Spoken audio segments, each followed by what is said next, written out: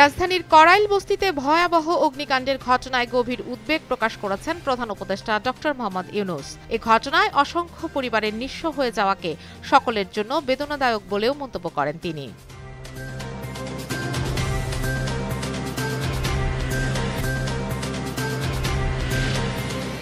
রাজধানীর মহাখালীর করাইল বস্তিতে আগুনের ঘটনায় সমবেদনা জানিয়েছেন বিএনপির ভারপ্রাপ্ত চেয়ারম্যান তারেক রহমান। এক বিবৃতিতে এই সমবেদনা জানান তিনি।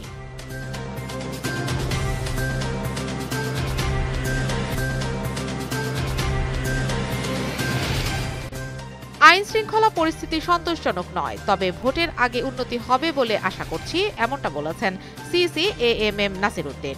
আসন্ন জাতীয় সংসদ নির্বাচন উপলক্ষে নির্বাচনী প্রশিক্ষণ ও মহড়া পরিদর্শনে অংশ নিয়ে এসব কথা বলেন তিনি।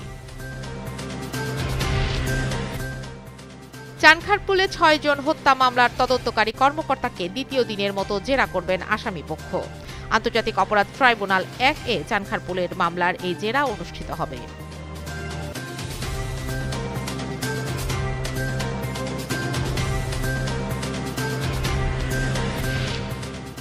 থাইল্যান্ডের দক্ষিণাঞ্চলে টানা ভারী বর্ষণের ফলে সৃষ্ট ভয়াবহ বন্যার পরিস্থিতি ক্রমেই অবনতি ঘটেছে।